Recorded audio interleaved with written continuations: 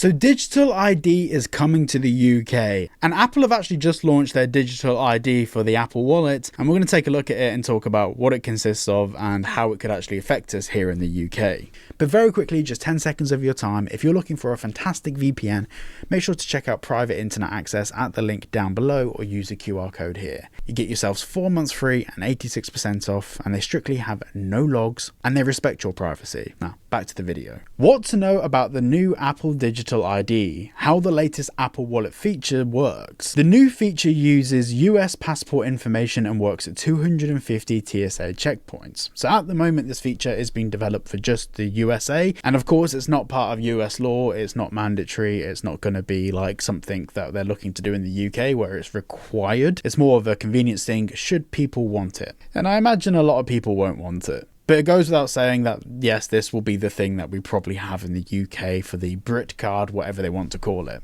Travelers can now digitize their passport in their Apple wallets with the new Digital ID feature that Apple launched on Wednesday. Digital ID, which is not a replacement for a physical passport, allows more people to create and present an ID in Apple Wallet, even if they do not have a real ID, compliant driver's license, or state ID using information from their US passport. The Cupertino-based tech company announced in a news release. Users can securely store and present their identity using their iPhone or Apple Watch with a digital ID. Now, something that's really interesting about this is in the US, the United States government don't have a backdoor to Apple's encryption. And in the UK government have been trying to break Apple's encryption. They've been basically sending demands to Apple to not have, iCloud being encrypted. And basically the UK government has asked for a backdoor into Apple systems. And the only way we knew about it is when Apple actually fought back against them. And then the UK government even placed a gag order on Apple so they couldn't talk about it. We only know about it due to the legal proceedings that actually followed it. Now, one of the things that's given me a glimmer of hope here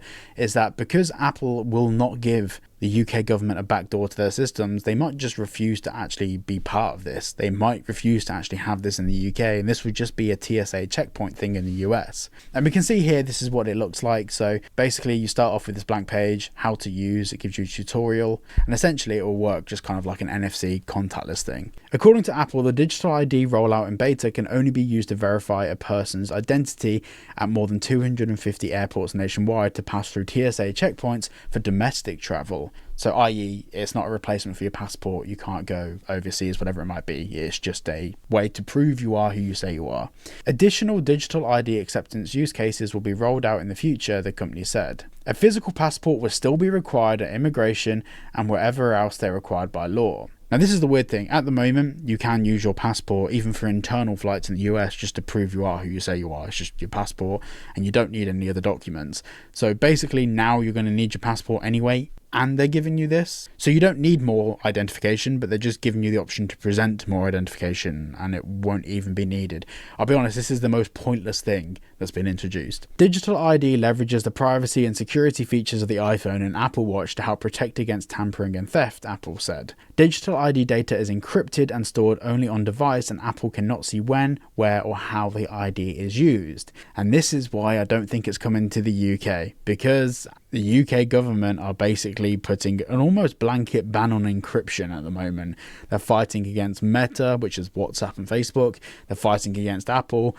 Yeah, this won't be how our digital ID works. Face ID or Touch ID ensures only the owner can present their ID and users review exactly what information is shared before it's sent, it continued. There's no need to unlock, show or hand over the device, and users are only ever sharing the information necessary. Jennifer Bailey, Apple's vice president of Apple Pay and Apple Wallet, said the company has already seen how much users love having their ID right on their devices, referring to a similar 2022 launch that allowed users to add a driving license or state ID to Apple Wallet. See, the people that have it on there will probably love it.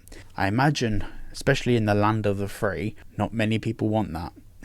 I'm very interested to see what percentage of people actually have it on their phone. I'm not sure if there's any published data for that. Now, to put the identification on your phone, you essentially just scan the ID with the app, and then to use it, when presenting the digital ID in person, double click the side button or home button to access Apple Wallet and select digital ID. I'm assuming the home button is just for the Apple Watch. Next, hold the iPhone or Apple Watch near the identity reader. Review the personal information that's been requested and use Face ID or Touch ID to authenticate. In the future, users will be able to present their digital ID at additional select businesses and organizations for identity and age verification in person, in apps and online, Apple said. God, this just seems like, I mean, Apple is probably one of the more secure people to try and do this. Like, to be fair to them, they've been pretty good on privacy and they've been fighting the cause for a lot of people in the UK. But I still don't like the idea of there being a database somewhere. Obviously, they're saying that it's only on device, but hackers are good. Hackers are good. So we'll see. We'll see. I'm very keen to hear what you guys think about this down below. Make sure to check out private internet access at the link down below, or use this QR code here for 4 months free and 86% off. And I shall see you all in the next video.